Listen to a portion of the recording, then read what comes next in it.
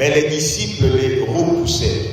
Et Jésus dit, laissez les petits enfants et ne les empêchez pas de venir à moi, car le royaume des cieux est pour ceux qui leur ressemblent. Est-ce que nous pouvons acclamer la parole de Dieu? Alors, tu peux te mettre, que Dieu te bénisse abondamment. Alors, depuis le début de ce mois de juin, nous sommes en train d'aborder un thème que nous avons intitulé « L'ouvrier de Christ, son appel, son caractère et sa mission ». Nous sommes en train d'expliquer, par la grâce de Dieu, pourquoi est-ce que nous devons passer à un autre cap de notre relation avec le Seigneur.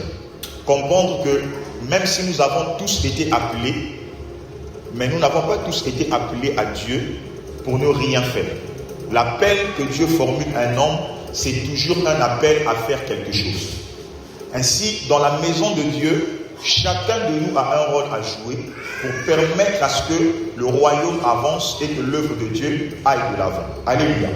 Nous avons dit qu'être ouvrier de Christ, c'est être un acteur dans la vie de l'Église. Être ouvrier de Christ, c'est aussi être une valeur ajoutée là où le Seigneur te permet de te développer. Et en parlant d'ouvrier, nous avons dit que l'une des choses qui caractérise l'ouvrier de Christ, c'est que l'ouvrier de Christ, c'est cette personne-là qui a la capacité de faire ce que Dieu lui dit.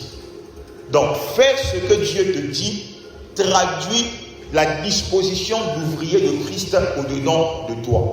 Et nous devons comprendre une chose, que la marche avec le Seigneur, c'est une marche durant laquelle le Seigneur te dira ce que tu vas faire.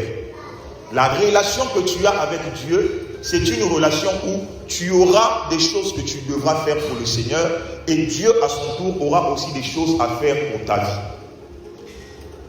Ce n'est pas une relation unilatérale, mais c'est une relation où chacun de nous apporte quelque chose, mais c'est Dieu qui te donne ce qui est au-delà de ce que toi tu as pu apporter.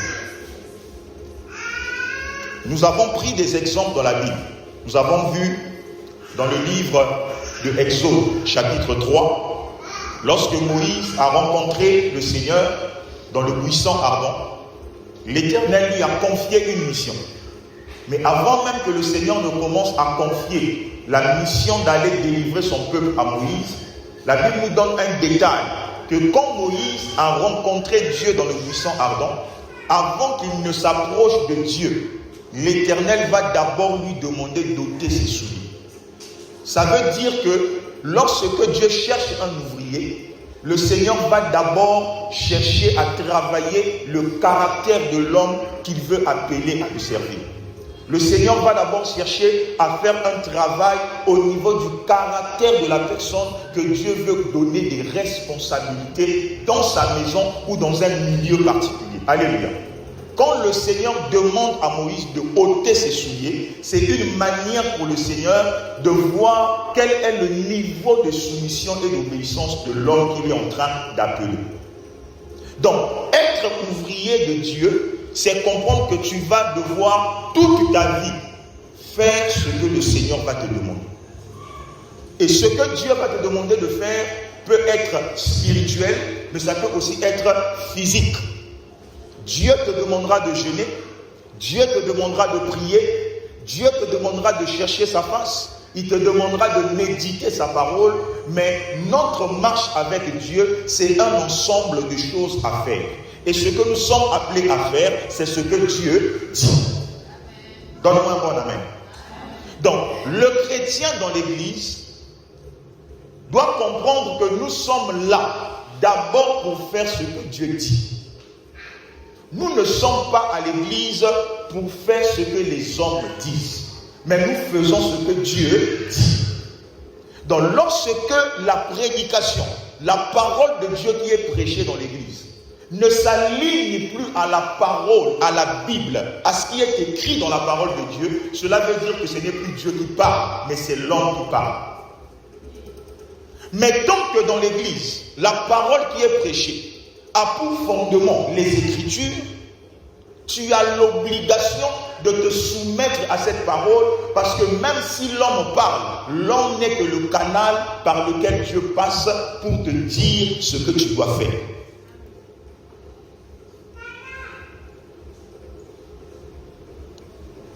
Amen, amen. Et ce matin, je vais être beaucoup plus dans un esprit d'enseignement pour que l'on comprenne la pensée que le Saint-Esprit veut nous transmettre.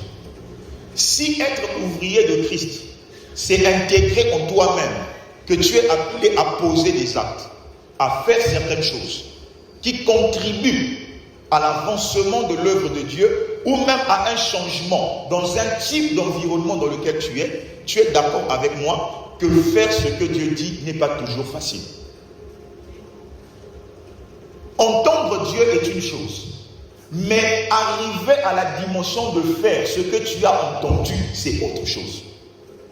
Abraham a entendu Dieu se révéler à lui au milieu de la nuit et lui dire: donne-moi ton fils, ton unique, celui que tu aimes. Abraham a compris que c'est Dieu qui parle. Mais le problème, c'est est-ce que Abraham va faire ce que Dieu dit? Donc le grand problème du chrétien aujourd'hui ne se situe pas au niveau de l'orientation de Dieu. Dieu parle, Dieu se révèle. D'ailleurs même, la pluralité des églises et des pasteurs aujourd'hui est l'un des signes qui prouvent que Dieu parle. Alléluia. Ce n'est pas parce qu'il y a beaucoup d'églises et beaucoup de pasteurs que tous les pasteurs sont des faux pasteurs. Dans ce milieu-là, il y a des vrais, il y a des faux. Donc Dieu parle. Donc dans ta vie, s'il y a des choses qui ne changent pas, le problème ce n'est pas au niveau de Dieu, parce que Dieu lui parle. Et quand Dieu parle, ta délivrance est cachée dans ce que Dieu te dit. Je l'ai dit ici au début de cet enseignement, je vais le répéter aujourd'hui. Tout ce que Dieu a prévu accomplir dans ta vie est caché dans ce qu'il te dit. Quand Dieu ne te parle pas, ça veut dire que dans ta vie, les changements de Dieu n'arriveront pas. Si Dieu a prévu apporter un changement, un équilibre, une transformation dans la vie d'un homme, ce changement ne viendra qu'au travers de ce que Dieu dit. La délivrance est dans la parole. La transformation est dans la parole que Dieu déclare. Donne-moi un bon amen. Écoutez, je méditais ce verset un jour et ces derniers temps, ça m'a beaucoup interpellé. La femme à la perte de sang, quand elle a su que Jésus passait, elle s'est battue pour toucher le vêtement de Jésus. Et la Bible nous témoigne que lorsqu'elle a touché le vêtement, elle était guérie. Lorsqu'elle a senti dans son corps qu'elle était guérie, elle a décidé de retourner chez elle. Mais curieusement, Jésus, se rendant compte que quelqu'un l'a touché, va demander qui m'a touché et chercher à savoir où est cette personne. Amen, amen. Et quand la femme va se rendre compte que Jésus est en train de chercher la personne qui l'a touché et qu'elle était guérie, elle va comprendre qu'il s'agit de moi. Elle se rapproche de Jésus et Jésus lui dit: ta foi t'a sauvé, va, tu es guéri de ta maladie. Mais est-ce qu'elle n'était pas déjà guérie? Non, soyons d'accord. Quand Jésus lui dit: tu es guéri de ta maladie, elle était déjà guérie, oui ou non? Physiquement, elle était guérie. Mais la Bible nous donne un détail lorsqu'on nous parle de son histoire dans le livre de Marc. Qu'avant de rencontrer Jésus, cette femme avait souffert dans les mains de plusieurs médecins. Ça veut dire que sa souffrance et sa maladie n'étaient plus seulement physiques, mais elle était devenue aussi intérieure. Donc bien qu'elle avait reçu la guérison sur le plan physique, Jésus savait que le corps est guéri, mais l'âme est malade. Donc même si le corps a été impacté par la guérison, je dois la rencontrer, lui dire quelque chose pour guérir aussi son âme. Donc dans ce que Dieu te dit, il y a la vie. Voilà pourquoi, quand dans ta vie les choses n'avancent pas, le problème ce n'est pas au niveau de Dieu. Dieu parle, le problème c'est à ton niveau. Est-ce que tu fais ce que Dieu dit? Est-ce que tu adhères à ce que le Seigneur te dit? Et dans la Bible, lorsque nous regardons les hommes à qui Dieu a demandé de faire des choses, on se rend compte que faire ce que Dieu te dit, ce n'est pas facile. Ce n'est pas facile. Parfois, ça va te coûter, ça sera très dur. Alléluia. Donc, si accomplir et faire ce que Dieu te dit n'est pas quelque chose de facile, Ça veut dire que quand le Seigneur veut faire de toi un ouvrier, une ouvrière dans son champ, dans sa maison, tu dois comprendre que le Seigneur va te demander d'avoir certaines dispositions intérieures pour te permettre de faire ce qu'il va te dire. Dis avec moi, disposition intérieure. Répète encore, disposition intérieure. Amen, amen. Si être ouvrier de Christ, c'est faire ce que Dieu dit, pour arriver à faire ce que Dieu te dit, tu as besoin de certaines dispositions intérieures. Parce que n'oublie jamais que Dieu n'est pas un homme. La manière de fonctionner de Dieu n'a rien à voir avec ce que tu penses. Donc si tu n'as pas déjà certaines dispositions à l'intérieur de toi, quand le moment viendra pour faire ce que Dieu te dit, tu n'y arriveras pas. Donc l'homme qui veut faire ce que Dieu dit doit être préparé intérieurement pour que quand Dieu lui demandera de faire une chose, que la personne soit réellement disposée à accomplir ce que le Créateur attend de lui. Amen. Le mot disposition ici, il est très important. Le mot disposition signifie dans sa source mettre en ordre, arrangement ou encore organisation. Lorsqu'on parle de disposition, ça signifie arranger, organiser quelque chose. Donc une disposition intérieure, c'est donc la manière dont le cœur est organisé et orienté. Je vais répéter. Quand on parle d'une disposition intérieure, la disposition intérieure d'une personne, c'est la manière dont son cœur est organisé et orienté. Alléluia. Je prends un exemple.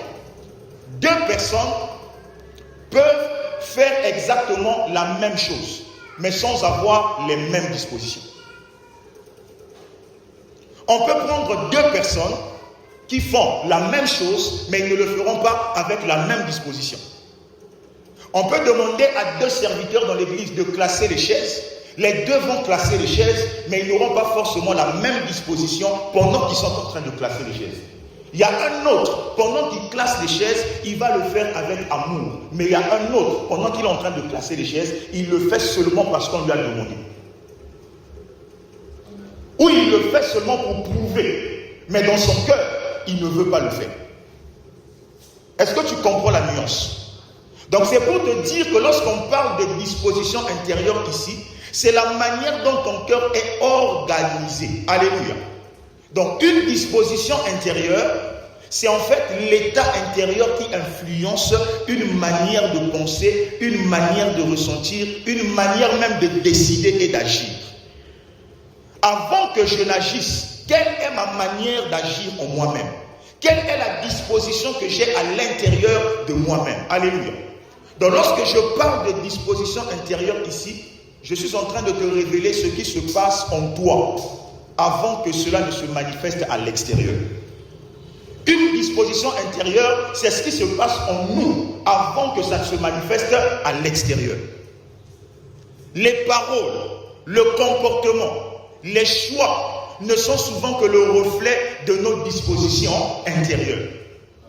Quand à l'intérieur de moi, j'ai de la joie, je veux le manifester à l'extérieur. Mais quand à l'intérieur de moi, j'ai de l'amertume, j'ai de la colère, j'ai du dégoût, je vais le manifester à l'extérieur. Jésus nous a enseigné un principe très important. Matthieu 12, le verset 34, il a dit, car c'est de l'abondance de notre cœur que notre bouche parle. C'est-à-dire que le plus souvent, ce que l'homme traduit extérieurement n'est que le reflet de ce qui se passe à l'intérieur de lui. Et le problème avec Dieu, qui n'a rien à voir avec les hommes regardent à l'apparence, mais Dieu nous regarde le cœur. Aujourd'hui, je peux demander à quelqu'un de faire quelque chose. Puisque je ne peux pas lire son cœur, je vais le juger seulement par rapport à ce que mes yeux voient. Mais Dieu, lorsqu'il te demande de faire quelque chose, il ne regarde pas l'apparence, il regarde le cœur. Voilà pourquoi vous allez être surpris que dans l'église, il y a des gens qui sont zélés, qui donnent leurs offrandes, qui servent Dieu, mais leur vie n'avance pas. On se demande, mais c'est quoi le problème? Le problème, c'est l'intérieur. Nous les hommes, on applaudit ce qu'on voit. Mais Dieu connaît le cœur. Il y a des gens qui sont zélés, mais ils ne sont pas zélés par amour. Il y a des gens qui donnent, mais ils ne donnent pas par amour. Mais ils donnent pour prouver, pour démontrer que là, il peut la copie. Dieu n'est pas impressionné par ça. Le Seigneur, lorsqu'il porte son choix sur un ouvrier, il va d'abord prêter attention à la qualité de ton cœur. Dieu regarde les dispositions intérieures. Quand tu aimes, ça se traduit aussi de manière extérieure par ta manière de gérer ce que tu aimes. Raison pour laquelle il ne faut pas être surpris par la façon dont Dieu gère les hommes dans l'église et dans la relation qu'il a avec quelqu'un. Nous ne pourrons jamais voir au-delà du cœur, mais le Créateur regardera toujours au-delà de l'apparence physique. Un homme qui n'a pas de bonnes dispositions intérieures ne fera pas ce que Dieu dit.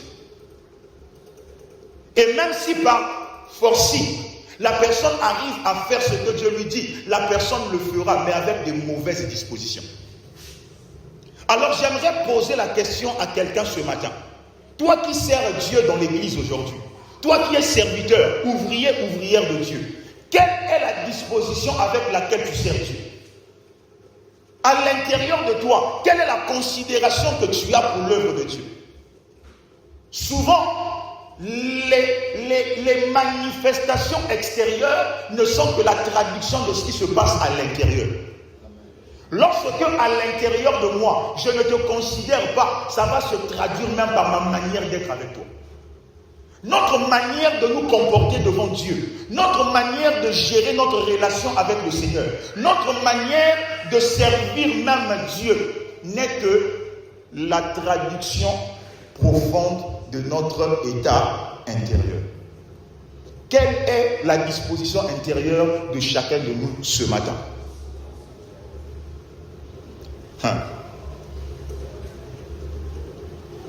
C'est une grave erreur de croire que lorsque tu cherches une solution auprès de Dieu, que ça va dépendre de ton pasteur. La solution dépendra toujours de Dieu, pas de l'homme. L'homme n'est que le canal. Si tu ne règles pas ce qui se passe à l'intérieur de toi, tu peux beaucoup jeûner, beaucoup prier parce qu'on te l'a demandé, mais tu n'auras aucun résultat. Parce que Dieu t'attend à un autre niveau. Ton cœur, ta disposition intérieure. Dis avec moi, j'aime Jésus. Alléluia. Donc retiens une chose, qu'une disposition intérieure, c'est l'attitude profonde du cœur qui oriente notre pensée, nos motivations, nos décisions, nos actions. Et sache que dans la vie chrétienne, Dieu ne transforme pas seulement le comportement, mais il cherche avant tout à transformer les dispositions intérieures. Parce que ce sont nos dispositions intérieures qui rendent notre relation avec Dieu agréable. Amen, amen.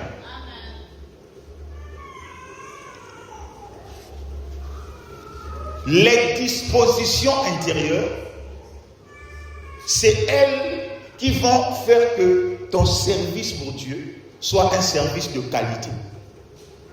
C'est elles qui feront que lorsque tu obéis à ce que Dieu te dit, tu le fais avec amour, tu le fais avec joie, tu le fais avec passion, tu le fais parce que tu aimes Dieu d'abord. Alléluia. Le problème des chrétiens que nous sommes aujourd'hui, c'est ça. Nous sommes devenus des chrétiens brouettes. On doit toujours nous pousser, on doit toujours nous forcer, on doit toujours nous pousser, encore et encore et encore. Mais bien aimé, le Seigneur t'interpelle ce matin au travers de ma voix. Il faut que tu règles avec tes dispositions intérieures. Dis avec moi, j'aime Jésus. Dis encore, j'aime Jésus. Alléluia. Alors, nous allons faire une petite étude ce matin pour voir ensemble quelle est l'une des dispositions que Dieu veut que nous puissions avoir à l'intérieur de nous, qui peut nous permettre de facilement faire ce que lui il nous dit.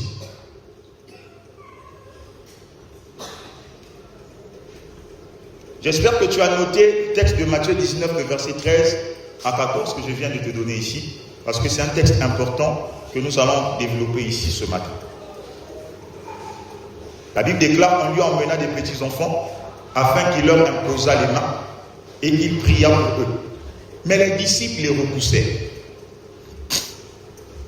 Et Jésus dit, laissez les petits enfants, ne les empêchez pas de venir à moi, car le royaume des cieux est pour ceux qui les ressemblent. Ah, ce qui m'interpelle dans ce verset, c'est la phrase de fin.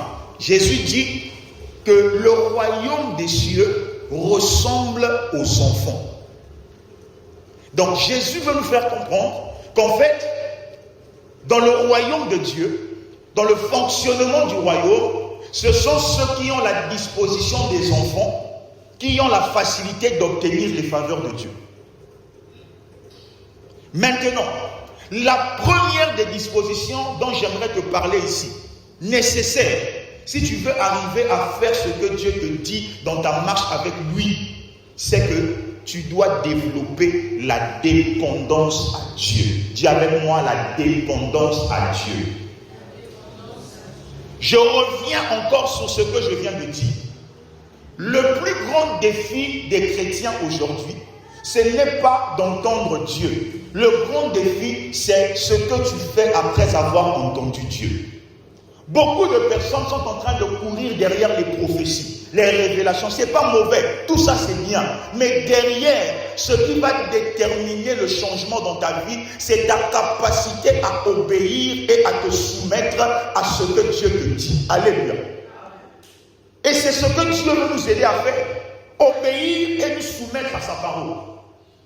Parce que l'obéissance à Dieu a plus de valeur que les sacrifices.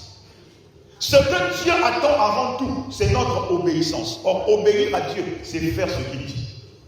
Mais pour faire ce que Dieu dit, tu as besoin d'avoir des bonnes dispositions. Et la disposition dont je vais te parler ce matin, c'est la dépendance à Dieu. Dis encore avec moi, la dépendance à Dieu. Écoute-moi très bien.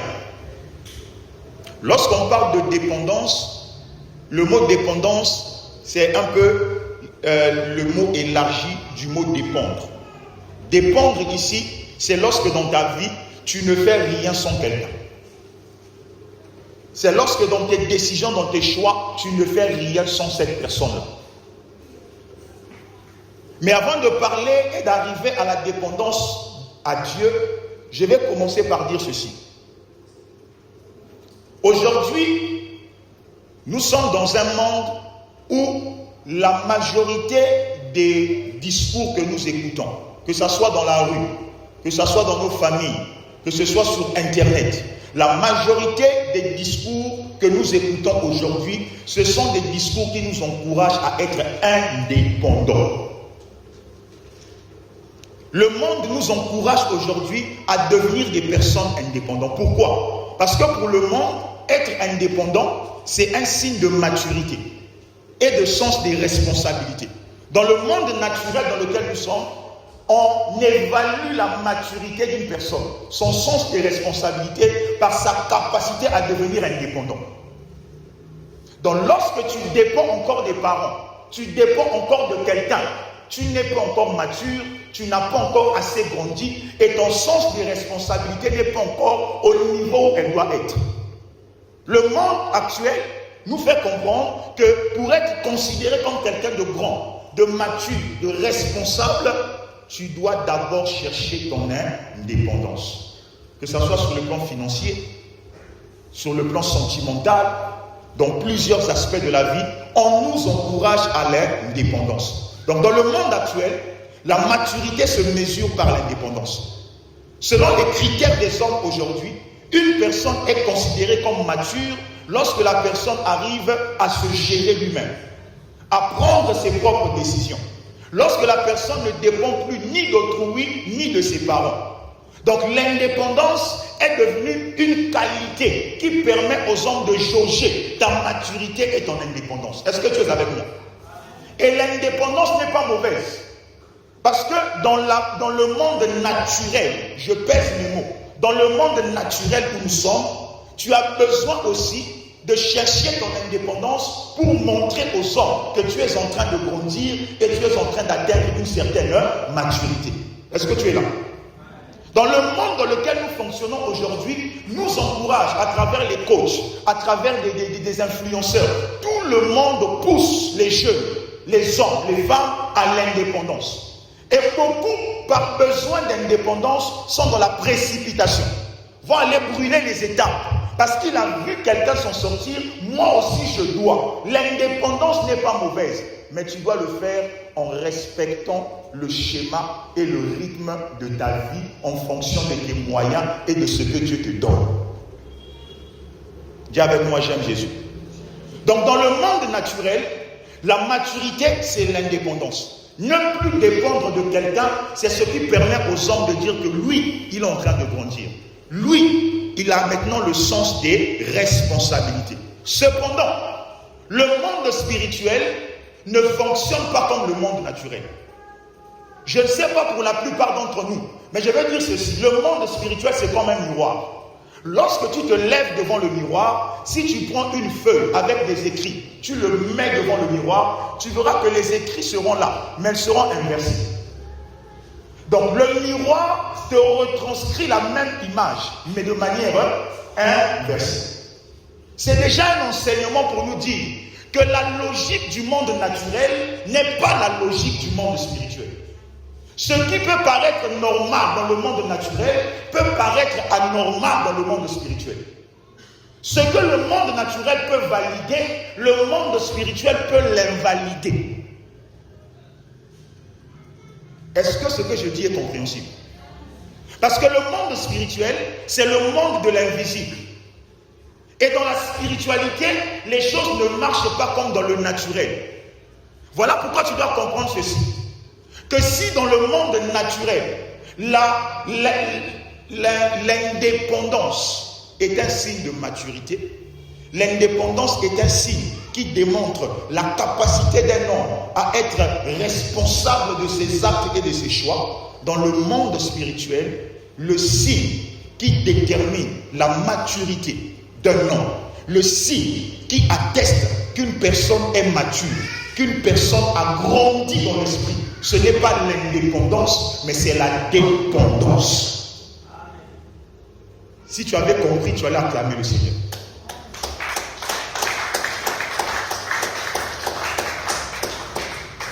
Donc, ce qui est un signe de maturité dans le monde naturel devient automatiquement un signe d'immaturité dans le monde spirituel.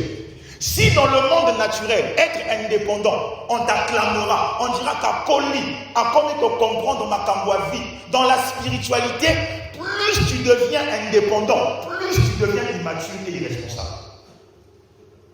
Pendant que dans le monde naturel, plus tu deviens indépendant, plus les gens vont t'acclamer et témoigner que tu es en train de grandir. Mais dans le monde de l'esprit, dans le monde spirituel, celui qui est indépendant est un bébé. Celui qui est indépendant n'est pas encore mature. Celui qui est indépendant n'a pas encore compris les mystères du royaume de Dieu. Alléluia. Lorsqu'une personne commence à grandir dans les choses de l'esprit, tu commences à te rendre compte qu'il y a certaines choses que tu pouvais considérer comme étant logiques hier, mais ce n'est plus logique aujourd'hui parce que Namatamba Bonzambe Okomi Kokola. Voilà pourquoi la Bible nous encourage à grandir, à ne pas rester des bébés, mais à chercher quoi? La croissance. Il y a aussi dans le monde spirituel une forme d'indépendance. Des personnes qui ont signé une alliance avec Dieu, mais dans leur manière de vivre et de marcher, on a comme l'impression que Dieu ne rentre pas dans l'équation. Écoutez-moi, quand un homme prend la décision d'entrer en alliance, c'est que cette personne a décidé de se séparer ou de se débarrasser de sa liberté. Dans la vie, si tu veux être indépendant, ne rentre pas dans les alliances. Tu es un homme, tu es une jeune fille, tu aimes ta liberté, ne te marie pas. Parce que le jour que tu prends la décision de te marier, tu as pris la décision d'abandonner ton indépendance. Tu ne peux plus te lever le matin et décider comme tu veux. Tu ne peux plus te lever le matin et faire comme tu as décidé. Ça ne marche pas parce que tu es entré en alliance avec quelqu'un. Aujourd'hui, notre père, le pasteur Emmanuel, parce qu'il est en alliance avec maman Ida par le lien du mariage, il y a des décisions qu'il ne peut jamais prendre seul. Donc dans ta vie, si tu aimes être libre, être indépendant, n'entre pas dans une alliance. Mais il y a des chrétiens aujourd'hui qui disent avoir une alliance avec Dieu, mais quand on observe leur manière de marcher avec le Seigneur, c'est comme un célibataire, mais qui est en train de dire aux gens que je suis marié. Ou encore, c'est comme un homme marié, mais qui lorsqu'il sort de sa maison, enlève son alliance, et dans la rue, on ne sait pas s'il est engagé ou pas. Il y a beaucoup de chrétiens ici qui sont comme ça. Des chrétiens qui cachent leur alliance avec le Seigneur. Parce qu'en réalité, tu n'aimes pas la dépendance. Toi, tu aimes la liberté. Tu aimes faire comme tu veux. Tu aimes fonctionner à ton rythme et à ta manière. Mais tu oublies que le jour où tu as accepté de donner ta vie à Jésus, tu es entré dans une alliance. Donc ta vie ne t'appartient plus totalement. Il y a des décisions que tu ne peux pas prendre sans Dieu. Donc il y a des personnes dans l'église qui disent avoir une alliance avec le Seigneur, mais qui en réalité sont dans une forme d'indépendance spirituelle. Donne-moi un bon amen. Alléluia.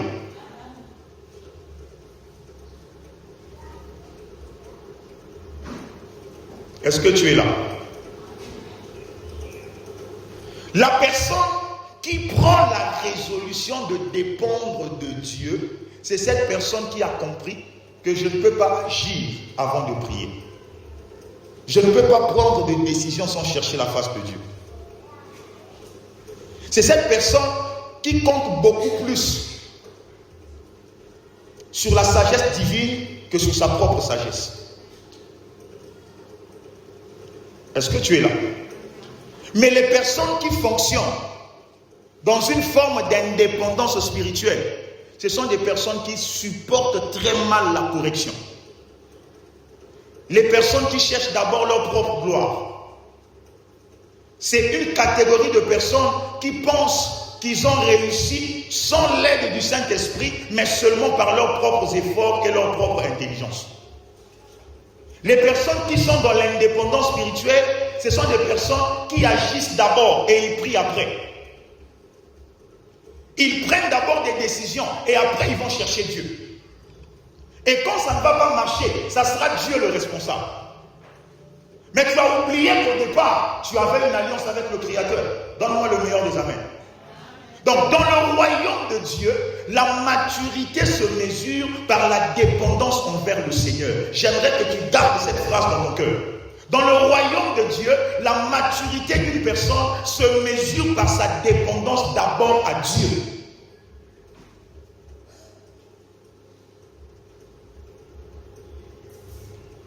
Dans la spiritualité,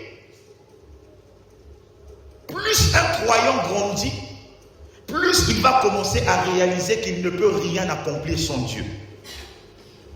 Jésus a dit dans Jean 15, le verset 5, « Sans moi, vous ne pouvez rien faire. » Dans la maturité dans l'esprit, c'est comprendre que sans Dieu, je ne peux rien faire.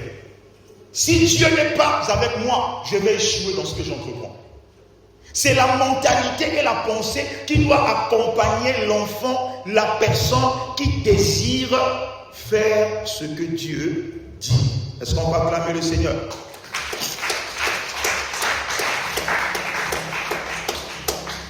Alors pourquoi la dépendance spirituelle à Dieu est un signe de maturité?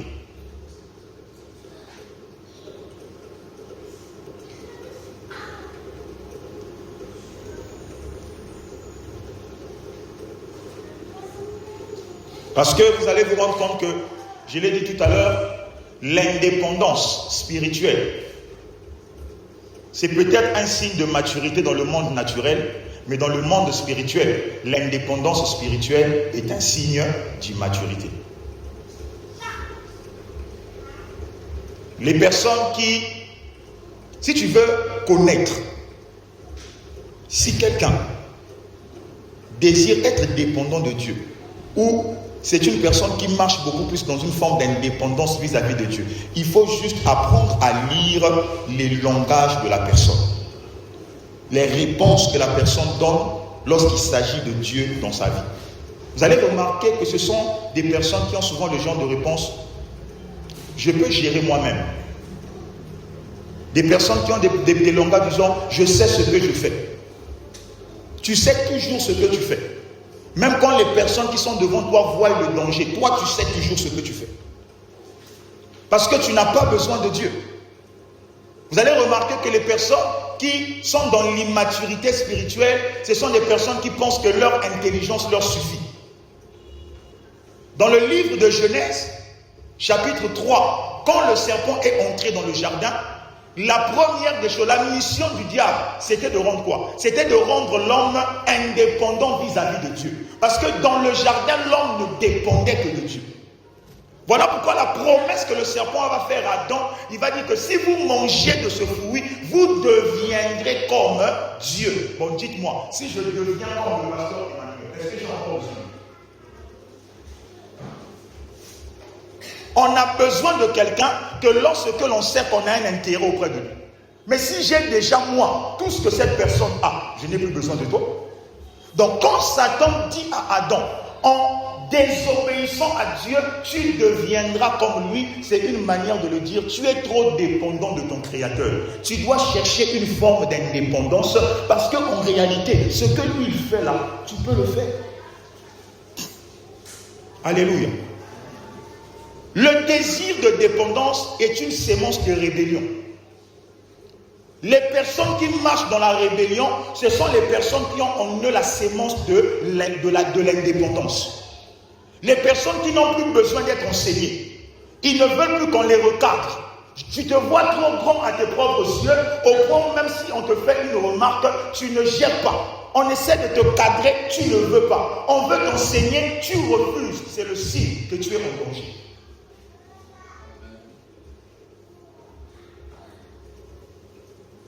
Que tu aimes ou pas ce que je te dis la vérité. Le serpent a dit, vous serez comme Dieu. Donc vous n'allez plus dépendre de lui. Vous pourrez faire ce que vous voulez. Et puis rendez-vous compte. Quand l'homme dépendait de Dieu, l'homme ne priait pas. Quand l'homme dépendait de Dieu, la prière n'existait pas. C'est le péché et tout ce qu'elle a produit qui a fait que Dieu a décidé qu'à partir d'aujourd'hui, celui qui veut m'inclure dans ses besoins doit passer par le protocole de la prière. Pas de prière, pas de réponse. Donc le besoin d'être toujours détaché de Dieu pour faire ce que tu veux là, c'est un danger pour ta vie. Ça ne fera que compliquer le protocole qui doit t'emmener vers les résultats que tu veux. Dans le domaine de l'esprit, il ne faut jamais être heureux quand tu deviens indépendant vis-à-vis de Dieu. Quand tu commences à te dire que tu as réussi sans Dieu, tu es vraiment en danger. Dans la relation que nous avons avec le Seigneur, la maturité d'un homme se révèle par sa dépendance totale à Dieu. Quand les hommes t'acclament, tu donnes des acclamations à Dieu. Quand les hommes te donnent la couronne, tu jettes ta couronne au trône de Dieu. C'est la preuve que tu es en train de grandir dans le monde de l'esprit. Est-ce que tu es avec moi? Donc, retiens ceci.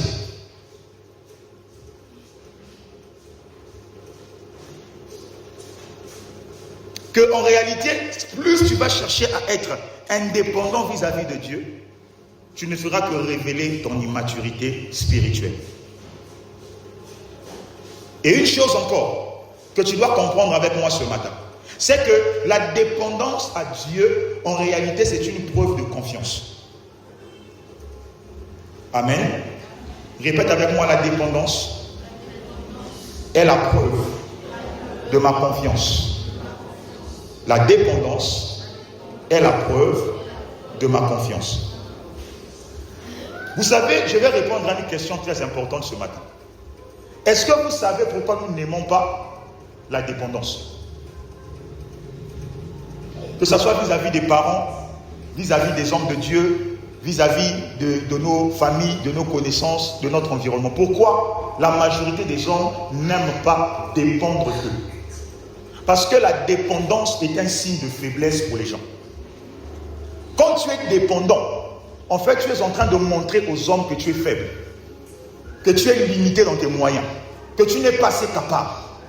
Un homme qui jusqu'à 40 ans vis toujours chez les parents. Quand les gens te voient, tu es un homme incapable. Donc, voilà pourquoi la majorité des hommes sont assoiffés de l'indépendance. Les gens veulent vite être indépendants parce que plus tu dépends, plus tu traduis une faiblesse. Mais vite tu es indépendant, vite les gens t'acclament, les gens t'élèvent, les gens disent oui, tu as grandi. Amen, amen. Mais or, dans le monde spirituel, être dépendant de Dieu, ce n'est même pas un signe de faiblesse. Être dépendant de Dieu ne sera jamais un signe de faiblesse. Donne-moi la main. Au contraire, lorsque tu es dépendant de Dieu, cela veut dire que tu es en train de reconnaître dans ton cœur que Dieu vaut mieux que moi, que Dieu sait mieux que moi, que Dieu est plus sage que moi, que Dieu est plus fort que moi. Plus un homme connaît Dieu, plus il va le remettre ses projets, ses décisions, ses combats, son avenir, tout va dépendre de Dieu. Alléluia. Dépendre de Dieu, c'est mettre Dieu devant, toi tu te mets en arrière. David a dit à Goliath, toi tu viens à moi avec ta lance et ton javelot, parce que toi tu dépends de ça. Mais moi je viens non pas en mon nom, non pas au nom de mon armure, ni de l'armure de Saül, mais je viens devant toi au nom de l'Éternel des armées, le Dieu à qui je dépends. Dépendre de Dieu. C'est-à-dire que quand tu deviens dangereux dans le monde spirituel. Quand dans ta vie tu choisis de dépendre de Dieu, dans tes relations, dans tes décisions, dans tes affaires, dans tout ce que tu entreprends, tu mets Dieu en avant. Tu es en train de défier Dieu. Et quand on défie Dieu, il n'échoue jamais. Donc la dépendance à Dieu n'est pas un signe de maturité. Quand les gens vont se moquer de toi, parce que chaque dimanche tu es à l'église, chaque mercredi à l'église, chaque vendredi à l'église, si c'est la preuve de ta dépendance à Dieu, mais tu es en train de construire une force que personne ne pourra anéantir. Toutes les personnes qui ont impacté le monde, ce sont des personnes qui sont devenues dépendantes de Dieu. J'aime le terme que l'apôtre Paul utilise en parlant de lui. Il dit esclave de Christ. Un esclave n'a pas de liberté. Un esclave n'a pas de pouvoir de décision. L'esclave mange quand le maître le décide. L'esclave sort quand le maître décide. Quand Paul se définit comme esclave de Christ, il dit que je suis dépendant de Dieu. Ma vie ne m'appartient plus. Ma vie, c'est Dieu. Et parce qu'il avait choisi de dépendre de Dieu, aucun problème dans sa vie n'a pu être non résolu. Quand les malades venaient, les malades guérissaient, parce que ce n'est pas lui qui le faisait, c'est le Dieu à qui il avait choisi de dépendre, qui agissait à sa place. Dépend de Dieu, ce n'est pas une faiblesse.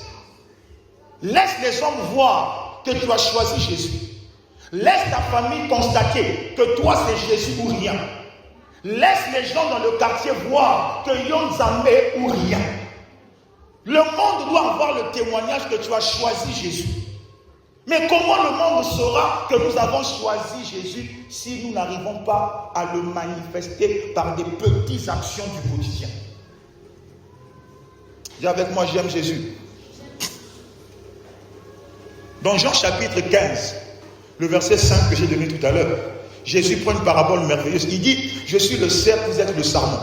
Celui qui demeure en moi et en qui je demeure porte beaucoup de fruits, car sans moi, vous ne pouvez rien faire. Vous voyez, corrélation.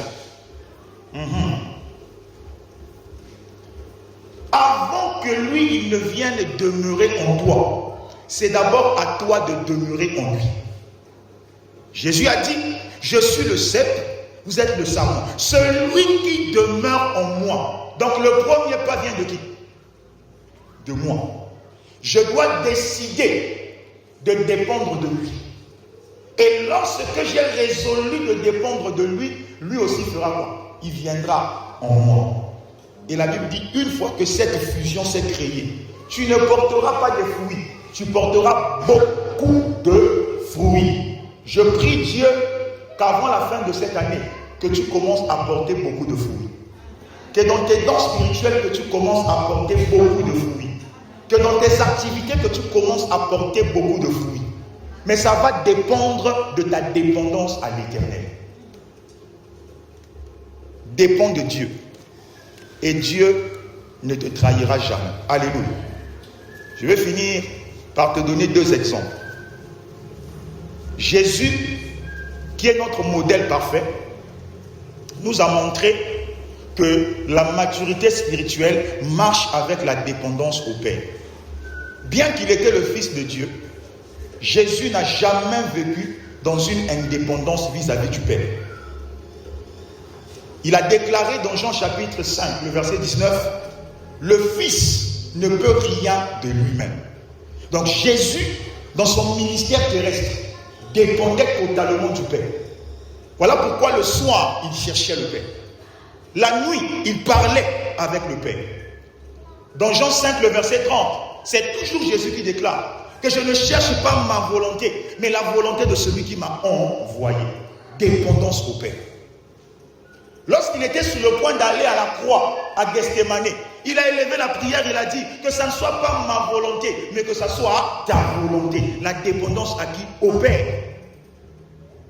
Et il y a un autre personnage dans la Bible aussi, qui est un témoignage de dépendance à Dieu, l'apôtre Paul. Dans 2 Corinthiens chapitre 12, le verset 10, la Bible dit, c'est l'apôtre Paul qui parle. Il dit, quand je suis faible, c'est alors que je deviens fort. C'est-à-dire, plus je me confie en Dieu, je sens qu'au-dedans de moi, il y a une force qui se renouvelle. Dis avec moi, j'aime Jésus. Alléluia. Alors, quels sont les signes qui attestent que toi, tu dépends de Dieu? Quels sont les signes qui attestent que toi, tu dépends de Dieu? Est-ce que lorsque tu regardes ta vie spirituelle en ce moment, tu peux me dire que tu es toujours dépendant de Dieu? Est-ce que quand tu regardes ta manière de servir en ce moment, est-ce que tu es sûr que tu es toujours dépendant de Dieu? Alléluia. La dépendance à Dieu, c'est une disposition intérieure qui va te faciliter l'obéissance vis-à-vis de Dieu. Lorsque tu dépends de Dieu, tu auras beaucoup plus de facilité à faire ce que Dieu te dit.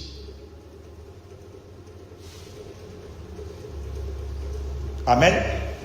Raison pour laquelle, quand les disciples ont suivi Jésus, la Bible nous témoigne qu'ils avaient pris la résolution d'abandonner tout ce qu'ils avaient. Ceux qui avaient un travail ont abandonné leur travail. Ceux qui avaient des foyers, ils ont laissé les foyers pour s'attacher à Dieu. Pourquoi? Parce qu'il y a des choses que Dieu te demande. Si tu n'es pas dépendant à lui, tu ne vas jamais les faire. Tu ne vas jamais les faire. Tu débats maintenant trop avec Dieu. Quand Dieu te dit fais X, trop d'arguments, trop de raisonnements, trop de justifications, ça ne fait que témoigner que dans ton cœur là, il y a une disposition qui est en train de disparaître. Ton niveau de soumission et d'obéissance est en train de disparaître. Alléluia.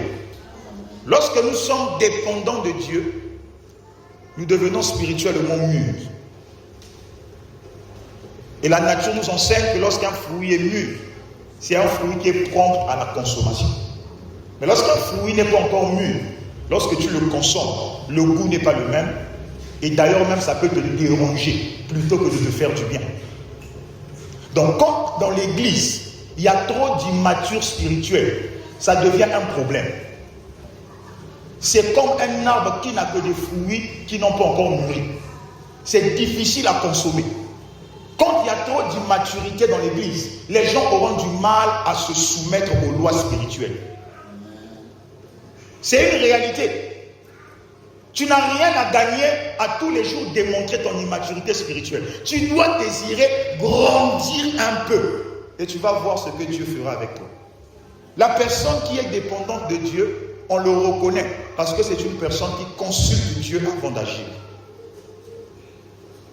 C'est quand la dernière fois que tu as consulté Dieu avant d'agir? C'est quand la dernière fois que tu as impliqué Dieu dans une décision que tu as prise? La personne qui dépend de Dieu demeure attachée à la parole. Attachée à la parole. Il aime la parole de Dieu. Lorsque la parole est prêchée, la personne aime écouter cette parole. La personne est attachée à la parole de Christ. C'est une preuve que tu es dépendant de Dieu. Alléluia. Lorsque nous sommes dépendants de Dieu, on n'a pas de problème à se laisser corriger. Parce que Dieu corrige tout le temps. La Bible appelle la parole de Dieu comment? Un marteau. Le rôle du marteau, c'est quoi? C'est de faire mal. Donc si une pointe avait une bouche, la pointe n'accepterait jamais qu'on puisse l'associer au marteau. Comment tu peux me dire que tu dépends de Dieu, mais tu n'aimes pas la correction? Comment tu peux me dire que tu es attaché, dépendant de Dieu, mais les remarques t'énervent? La correction t'énerve. Et tu dis que tu es dépendant de Dieu. Non, un homme dépendant de Dieu n'a pas de problème à se faire corriger. Un homme dépendant de Dieu, une femme qui dépend de Dieu n'a pas de problème à recevoir les remarques parce que c'est un marteau qui te permet de te redresser et d'avoir la forme que Dieu désire. Si nous voulons faire ce que Dieu nous dit, changeons notre disposition intérieure. Amen. Maintenant, je finis par ceci. Pourquoi j'ai pris le texte de Matthieu 19, le verset 13, où Jésus dit, le royaume des cieux est semblable aux enfants. Vous allez remarquer ceci avec les enfants. À la différence des enfants et des adultes, quand un homme veut être indépendant, c'est souvent en fonction de ses années. Quand quelqu'un commence à avoir 20 ans, 25 ans, 30 ans, la personne a maintenant le désir de chercher une forme d'indépendance. Amen. Mais les enfants, particulièrement les petits-enfants, ont une caractéristique qui est différente. C'est que les enfants sont extrêmement dépendants de leurs parents. C'est-à-dire, quand un enfant a un besoin, la première personne vers qui l'enfant va se tourner, c'est d'abord les parents. Si ce n'est pas maman, ça sera papa. Est-ce que vous savez ça? Et il y a même un phénomène beaucoup plus étrange avec les enfants, c'est quoi? Un parent peut frapper son enfant à 10h pile. L'enfant court à 10h02. Quand l'enfant aura un besoin, l'enfant va revenir. Ça dit que l'enfant oublie qu'à peine 10h pile là, maman m'a frappé. Mais parce que le besoin se présente, le besoin lui fait oublier la frappe de papa à 10h pile, mais à 10h02, l'enfant revient au pied de papa ou de maman. La dépendance. Raison pour laquelle Jésus a dit, l'homme qui veut bénéficier de ce qui est dans le royaume doit avoir le cœur d'un enfant. Avec Dieu, si tu te comportes comme une personne mature, sois grand, mais dans ton cœur, devant Dieu, reste toujours un enfant. Quand tu viens à Dieu, ne viens pas avec ta connaissance, ne viens pas avec tout ce que tu as comme expérience et tout. Viens avec le cœur d'un enfant. Et Dieu aime ceux qui ont le cœur des enfants. Il dit, c'est à eux que le royaume des cieux ressemble. Parce que l'enfant a toujours besoin de son père. Que papa le frappe, que papa lui fasse du bien. Lorsque l'enfant aura un besoin particulier, l'enfant sait que pour ce besoin-là, c'est papa qui va régler mon problème. L'enfant n'a pas besoin de connaître le compte en banque de son père, le compte en banque de sa mère. L'enfant sait seulement que ce qui n'a pas de problème, papa va régler mon problème. C'est l'attitude que tu dois avoir. C'est même beaucoup plus loin, une forme de manifestation de la foi. Parce que je vais vers mon père sans même savoir s'il sera en capacité de régler mon problème. C'est la foi. L'innocence de l'enfant. Dieu aime ça. Le royaume de Dieu ressemble à ça. Tu dois retrouver la passion que tu avais pour Dieu sans trop de raisonnement et de calcul. Quand tu viens devant le Seigneur, cherche Dieu d'abord. Ne regarde pas trop les à côté. Les personnes qui regardent trop les à côté ne profitent pas de ce que Dieu les a réservés. J'étais là, il n'y avait pas ceci, il y avait trop ça, il n'y avait pas ceci. Pourquoi tu fais ça? Où est passé ton cœur d'enfant? Cette personne qui marche avec Dieu dans l'innocence,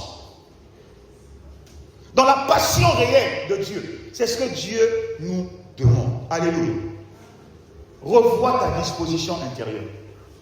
La qualité de ton cœur. Comment est ton cœur en ce moment? Je suis en train de parler à quelqu'un ce matin qui a trop entendu Dieu. Mais malgré tout ce que Dieu t'a dit, tu n'arrives pas à faire quoi que ce soit. Le Seigneur te donne la clé ce matin. Si tu veux faire ce qu'il te dit, attache-toi à lui. Dépends de lui. Dieu ne te demandera jamais de faire une chose qu'il ne te voit pas capable de faire. Tu peux arrêter avec ce péché-là. Tu peux abandonner cette addiction-là. Tu peux te séparer de ces personnes-là. Mais tu ne le feras que si tu dépends d'abord de Dieu. Plus tu vas dépendre de Dieu, tu auras assez de force pour abandonner le mal. Tu auras assez de force pour abandonner ce mauvais caractère. Tu auras assez de force pour dominer ce péché. Parce que tu as décidé de dépendre de Dieu. Alléluia. J'aime ce verset de la Bible qui dit que notre Dieu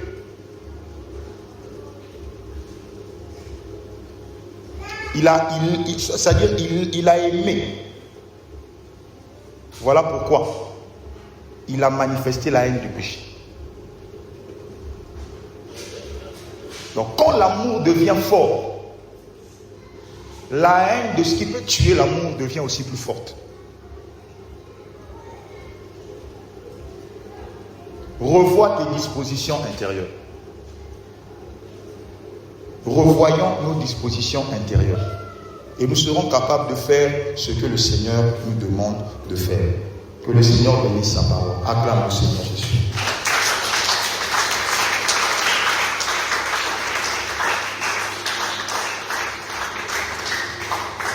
Tu te disposes avec moi.